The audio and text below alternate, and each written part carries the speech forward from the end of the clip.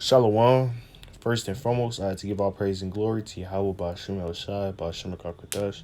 Respect to Akin Aglafium, pushing the work of the Lord in true faith and sincerity, for the bodies living sacrifice, man. So today in this edification, it is exhortation. I'm basically going over, a breakdown of Revelations 12, man. A breakdown of the book of Revelations, chapter 12. Especially in the book of Revelations, there's big misconceptions. People tend to, ultimately, read the scriptures and and read it from a literal sense. But with these, type of prophetic scriptures, you have to ultimately be spiritual, and you have to ultimately break these down, this in the spiritual sense, man. So the Lord has to bless you with understanding to ultimately receive, these dark sayings, man. you know, because ultimately there's a big misconception, in certain scriptures, man, due to people, ultimately reading it literally, but, today I'm here, to break it down, man, back to the basics, man. So first, let's go to the book of Revelation, chapter 12, man. The book of Revelation, chapter 12. This book of Revelation, chapter 12, in verse 1, and it reads, "And there appeared a great wonder in heaven, a woman clothed with the sun, and the moon under her feet, and upon her head a crown of 12 stars." So let's read that again. "And there appeared a great wonder in heaven, a woman clothed with the sun, and in the moon under her feet, and upon her head a crown of 12 stars," man. So the woman, speaking about in the scripture, it's not talking about a literal woman. It's metaphorically representing, Israel, man. Because the Lord compares Israel, to a calm and delicate woman, man. You know? And let's get into that, man. Let's go to the book of Jeremiah. Jeremiah chapter 6 and 2.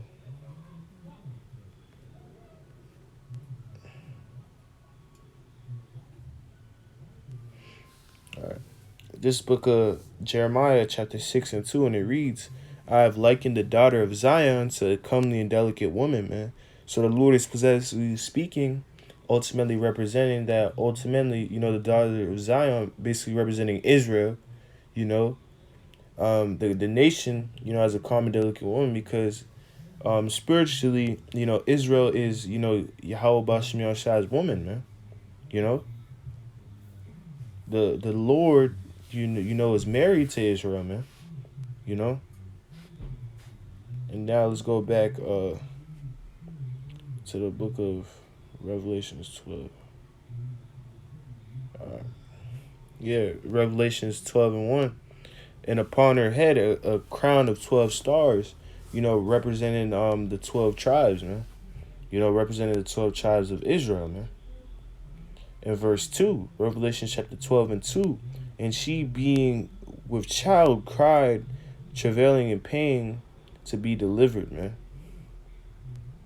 So that child, that child, that is basically you know being born, that child is representing Yahweh Shai, man. This representing Yahweh Shai. Because obviously, you have to remember Yahweh Shai came from Israel, man. Yahweh Shai came through the loins of Israel, man. So, that's who, the child is talking about, man. That's representing Yahweh Shai, you know. It's travailing because, travail, the woman was travailing, representing Israel, because Yahweh Shai was ultimately, gonna be and is the Messiah, man. The Messiah, the deliverer, man. You know? And now let's go to verse 3. "And there appeared another wonder in heaven, and behold, a great red dragon, having 7 heads and 10 horns, and 7 crowns upon his heads. Upon his heads."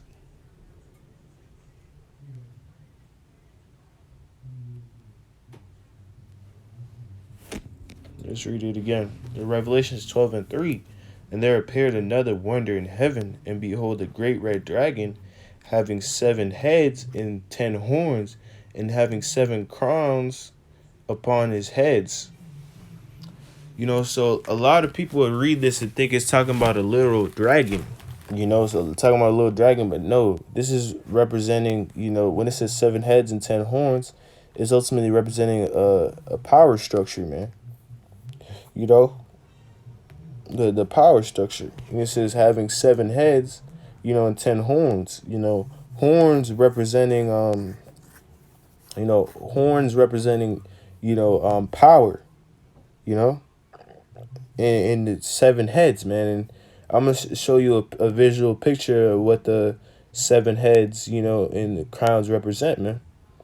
So if we look at this picture, the beast with 7 heads and 10 horns is NATO, man. So the beast with 7 heads and 10 horns is representing the NATO, man. And the 7 heads are the 7 governments or kingdoms ruled by Esau.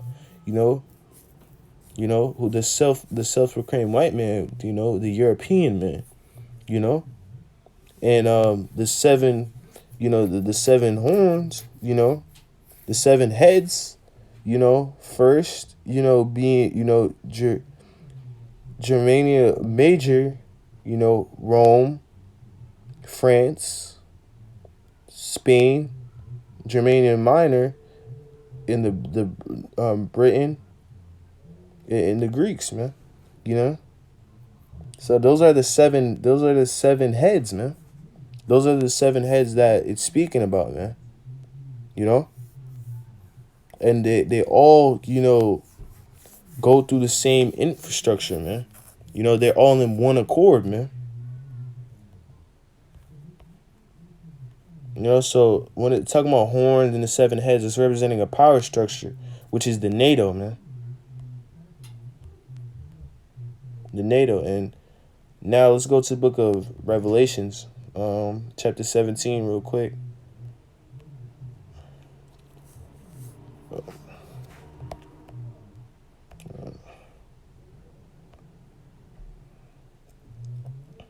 All right. Because a lot of people would think that, it's talking about Satan or something himself or something like that. But no, it's that's representing, the horns and all that, the dragon, that's representing a power structure, man. And let's go to the book of Revelation, chapter 17 and verse 9. And it reads, and here is the mind which haveth wisdom. So if you have wisdom, you're gonna able to comprehend, what I'm saying. The 7 heads are 7 mountains on which the woman sitteth, man. So the 7 heads, are 7 mountains. And mountains in the scriptures, represent governments. So these are seven forms of governments, man. And on the woman sitteth, man. You see, look, these are the 7, man. If you look at the picture closely, the woman is America, which sitteth upon, the heads, man. The woman is America. Look, all these, Germanian majors, the Rome, France, Hispaniola or Spain, Germanian Minor, and New Britain, Great Britain,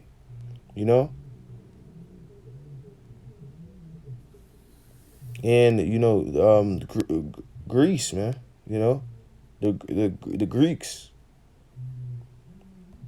So it basically gave you the answer, to what the 7 heads are. The mountains representing governments, man. So these are the 7 governments, on which the woman sitteth, and the woman represents, Babylon, America, man. In verse 10, in Revelation 17 and 10, and there are 7 kings, 5 are fallen, and one is, and the other is yet to come. Which he cometh, he must continue a short space. And let's read that again, and I'm going to slowly break it down. And there are 7 kings, and we show what the 7 kings are, man. And the 5, the 5 that are fallen, You know, let's break it down. So the five that are fallen, you know, is the Greeks, you know, the French, you know, the Española, which is the Spaniards, you know, the Spain, and Germanian Minor and Germanian Major, man. So those are the five that fallen, and one is. So when John, you know, when he's out in the Patmos, you know, when he was prophesying, you know, he was, you know, when he was doing that, you know, when he was writing down, you know, the book of Revelation, you know, you know, he was in, you know, Roman rulership. You know, he was during that time when he was writing, you know, the book of Revelation. You know, he was, you know, in Roman, you know, he was in Roman possession. You know, at the time, the Rome was ruling during his time. You know, and one is, and the other is yet not come. And when he cometh, he must continue a short space, man. So that's representing Great Britain, man. You know, that's representing Great Britain because um, when we read verse 11, Great Britain is ultimately where America came from, man. That infrastructure, basically from America. In verse 11, and the beast that was and is not, when he is the eighth and is of the seven, he goeth into perdition, man. So, and the beast that was, beast representing system and is not, even he is the eighth, and the one that's the eighth is representing America, man. That's the eighth, you know, and he's of the seven, you know. So he said he's of the seven. He didn't say he was the seventh, you know, because technically, Great Britain, you know, Great Britain would be the seventh, man. You know, and technically, Rome, Rome would be the sixth. You know, but the reason why John said and one is because that represents that he was like while he was writing, you know, the book of Revelation, Rome was ruling at the time, man. So that's why he said one is, you know, and when it speaks about he is the eighth, as I said, that's speaking about America, man. You know, and is of the seven. So America is of the seven, man. You know, and is of the seven, and goeth into perdition. Perdition representing destruction, and America is gonna be destroyed. You know, all the other you know, basically governments. You know, I explained. You know, it said before. You know, they're not gonna receive destruction like America's going to, because America is the, you know, the wickedest you know, government of them all, man, of them all. You know, so the Lord is gonna make sure He saves the best for last, which is America, and the is gonna go out with a bang. You know, and America is gonna be destroyed by thermonuclear missiles, man. You know, the other places will get hit, but they're not gonna get jacked up as bad as America, man. You know. You know, so yeah, yeah, man. You know, so basically, I just explained what the, you know, basically the heads were, man. Basically just explain what the heads were and all that. But let's go back to Revelations.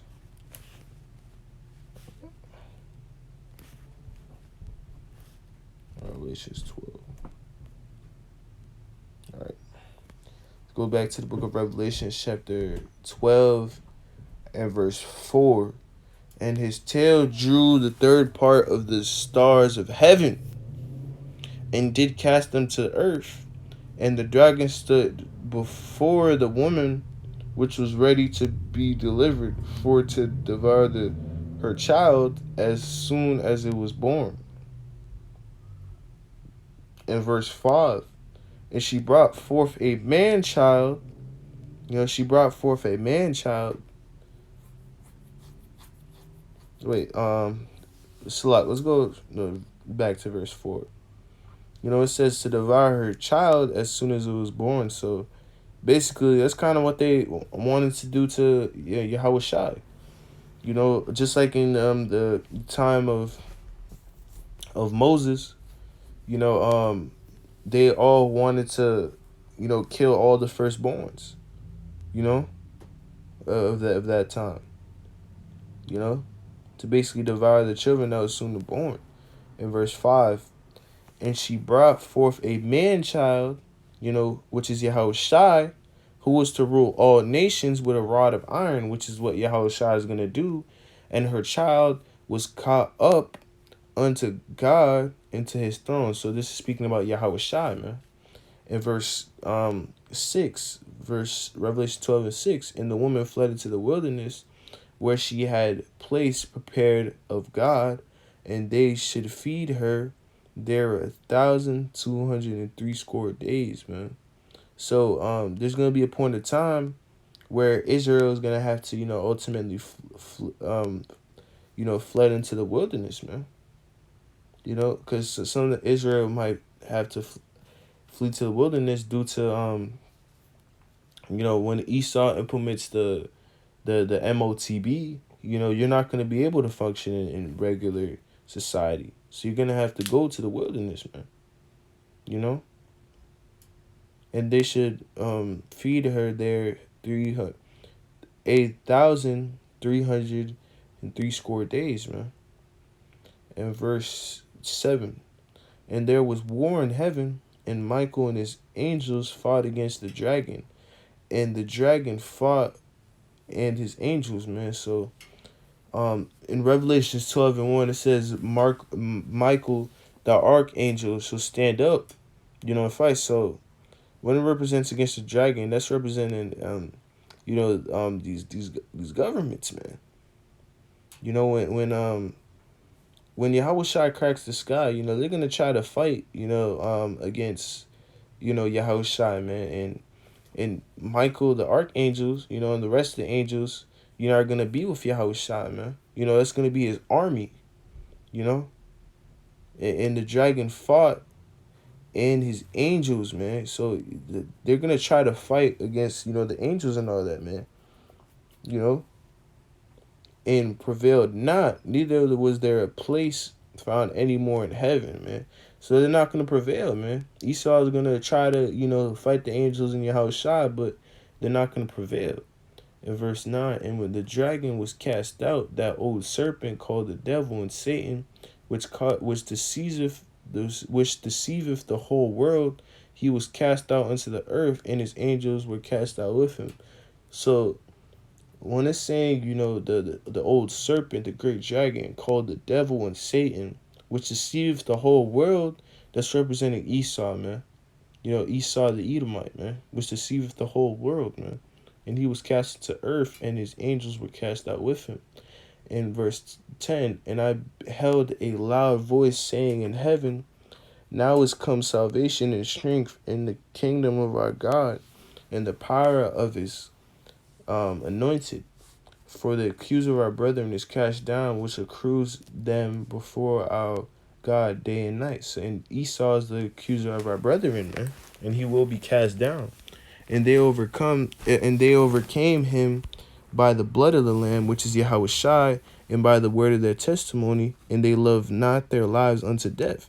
So the elect, man, who are gonna overcome, this Edomite, Esau, Edom, we're going to overcome this world, by, the blood of Yahweh Shai, which is the Lamb. Yahweh Shai is the Lamb. And by the word of their testimony, and they love not their lives unto death. So the elect are not going to love their lives, man. In verse 12, therefore rejoice, ye heavens, and ye that dwell in them. Woe unto the inhabitants of the earth and of the sea, for the devil is come unto you having great wrath, because he knoweth that ye have but a short time, man.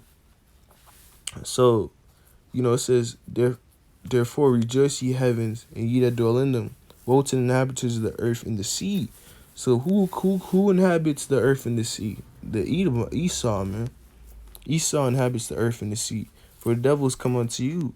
So, the devil, inhabits the earth and the sea, and the devil is Esau, man.